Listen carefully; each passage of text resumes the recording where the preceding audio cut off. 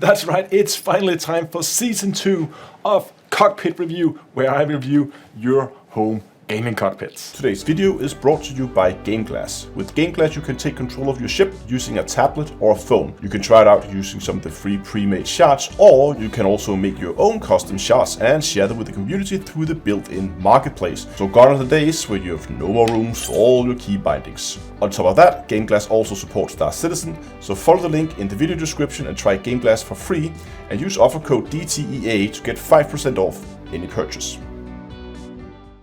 Hello ladies and gentlemen, welcome back to Cockpit Review.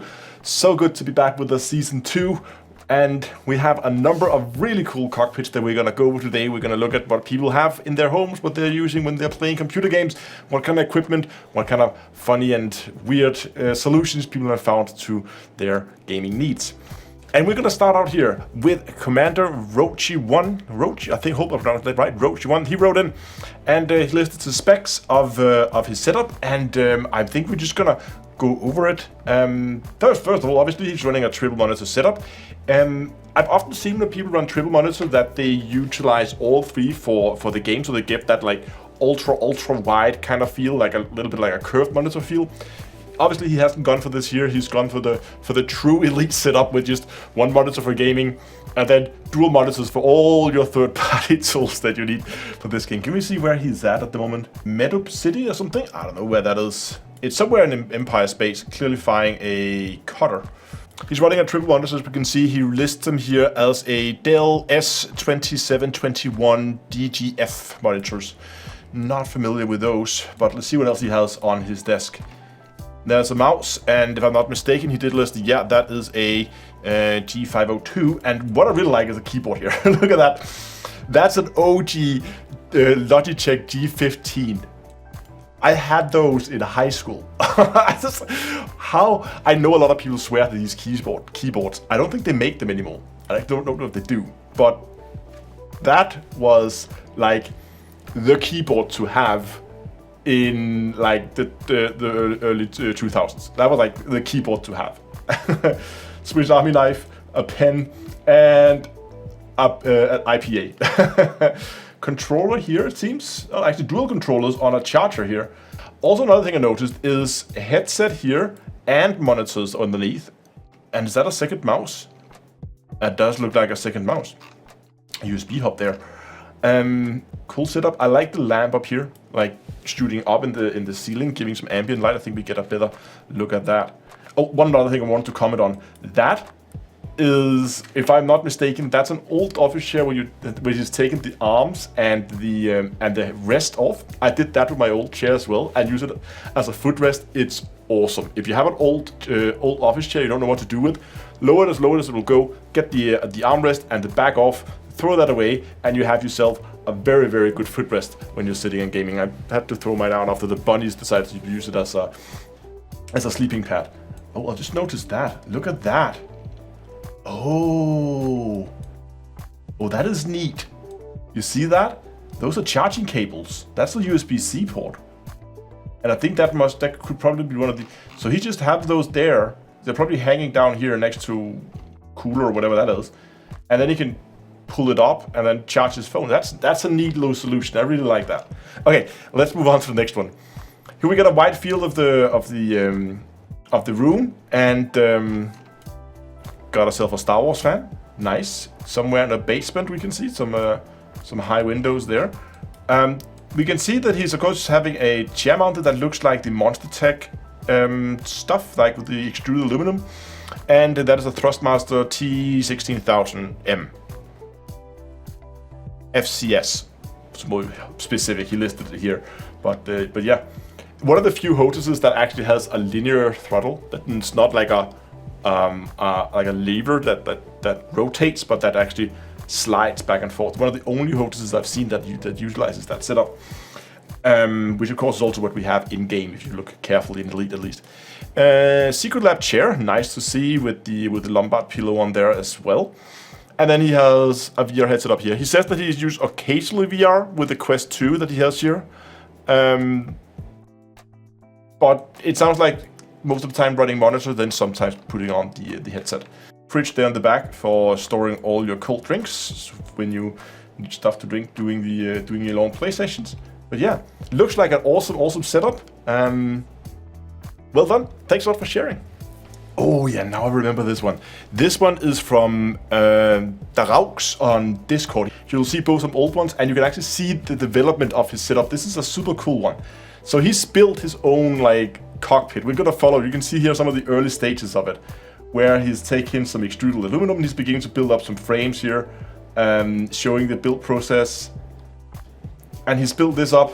So he has this front panel. We have some Whirlpool panels. We have both the panel 1 and panel 2 sitting here. It looks like, yeah, he's running the cables on the top. I have those two as well. They're super nice, and you can like have the lights control the LEDs over here and stuff like that. That's like if you need extra buttons, that's a really good solution. But yeah, so that's the beginning of at least the cockpit here. Let's move on. We'll scroll all the way out, and we can move on. And now we see the base of it. I think this is where the chair is gonna go, and we have the rest of the frame as we saw before. There we go. That arm we saw before has now gone in. Look at that shop, by the way. Like, how neat is that? Looks like he might be painting figurines too. Yeah, definitely painting figurines too. You can see up here. I'm not too much into it, so I don't really recognize it, but it definitely looks like some kind of Warhammer. People are gonna shout at me in the comments if I get it wrong, but well, what is that? I don't know what that is. We have air compressors over here for air pumps. You can probably see one of the air brushes here. No, maybe that's just a regulator? I don't know. But these are definitely for air brushes. So he's probably sitting here as well, doing all this air brushing for all his models. That's super cool. But what we're here for is the cockpit setup. Some kind of Acer monitor. I don't have any specs for anything here, so we're just gonna basically explore this as we go. Okay, now we have the stand in, so we have the monitor there mounted behind. We have the stand in front, and we also see this one here. I would assume that's a keyboard tray that can slide out, in and out. We will see probably later as it becomes closer to finish. So now we see it. We have the monitor here mounted on the back. We have the dual panels in front. We have, this is one of those, is that one of the Logitech ones? I'm not sure. It's one of those like little extra side panels you can have where you just have a little like macro keys on. And you think you also have a mouse thing that's like I think what you can just see there is the edge of like a ball thing. And that's probably gonna be mounted over on this side, I would guess. Maybe not, because there's actually a mouse sitting there. Clearly hasn't plugged everything in yet. There's no cables in the boxes, and we can also see the cables for the joysticks coiled up. Those are not the constellations though. Those are the, what are they called? This the Delta something. They are Whirlpool, but it's not the usual spaceship ones. It's the one without the pinky trigger. I like the constellations or Constellation Alpha sticks more because they have the pinky trigger. Chair looks like it has all kinds of things in it. I've never seen that. It's a racing seat, one racer, it says here. I don't know, this is super cool. Let's move on.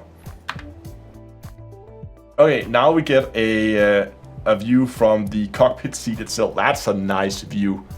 I like the red accent on the like holders for the shelf. Like matches so nice with everything. Look at, just take a moment to appreciate how color coordinated this is. Like it's black and red here, black and red on the monitor, black and red on these panels here. This is black and red too. Even that little screw there is red on the black background. Everything is black or red. Like the attention to detail here. Even his figurine, like he really likes that combination with red on black. It's just everywhere. Okay. Oh, okay. Monitor got an upgrade. Look at that. Oh, and he got an extra panel in. I don't even have that panel. I've never actually seen that, but it's one of Whirlpool's panels that they designed for flight sims rather than space sims. These ones here, this one is definitely like both like more all-purpose, I would say, but this one is more specifically for flight sims, which is why they've never actually sent one to me. We can also see that both of the hostesses here have gotten their set extension. So now they are, instead of being vertical, they're now like at a 45-degree angle, just like I'm doing with mine here, at least on one of the sides. He's running it on both sides. And now we begin to see where he got that last degree from, because he's gonna not just run HOSAS, he's running HOTASAS, where he's running dual stick and throttle. So he has his throttle over here, which gives him 1 axis, and there's actually a number of analog sticks on this. So that's gonna cover all the axes he needs, and then he has these 2 that gives him 4. So he has 1 axis he has to bind to something, one of the analog sticks. Maybe one of the analog thumbsticks could be used as well. And he clearly decided to flip them around. Now they're here at the bottom. I do the same. And you can do that. You can take this whole, you can see the 4 screws there, and there.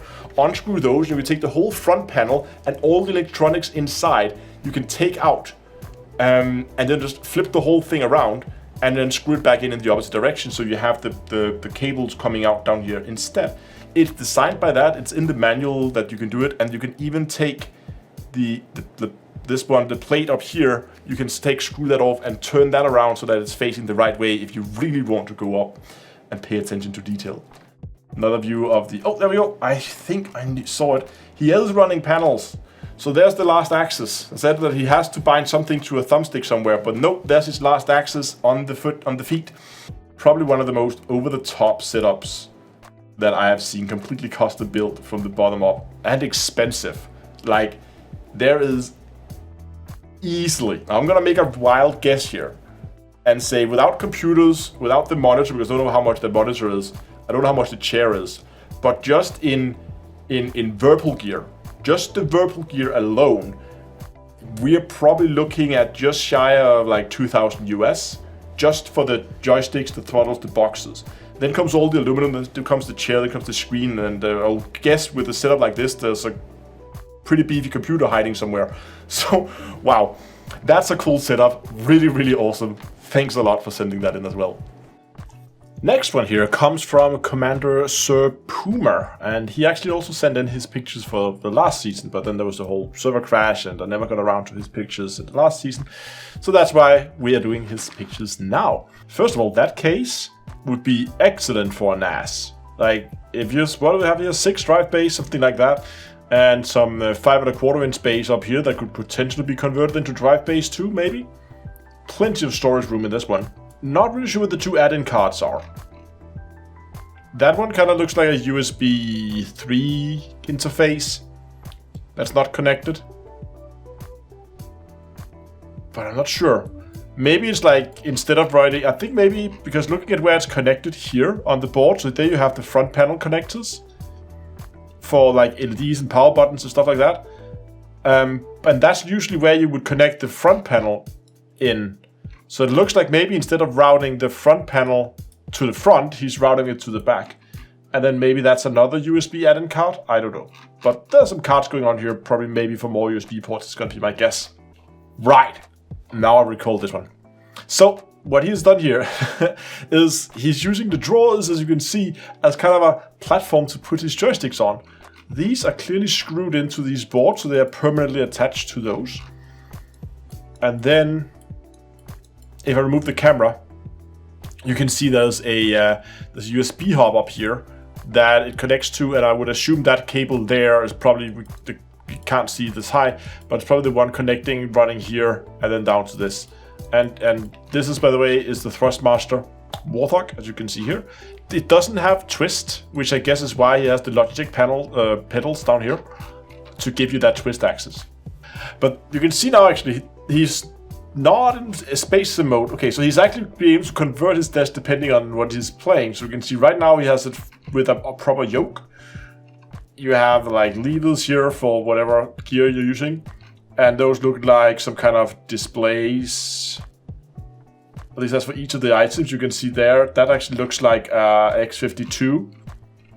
That looks like one of these, and that's the pedals that we saw below. So maybe they show the position of, I don't know what they do, but at least that's the setup in flight sim mode.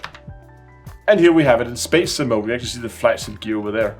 Oh yeah, by the way, notice this.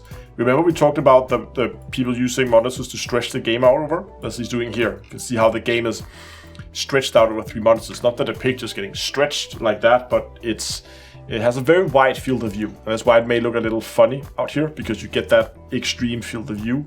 And then it kind of begins to get a little distorted out there. Give the man some credits for how well he managed to cram 3 monitors into this tiny of a space.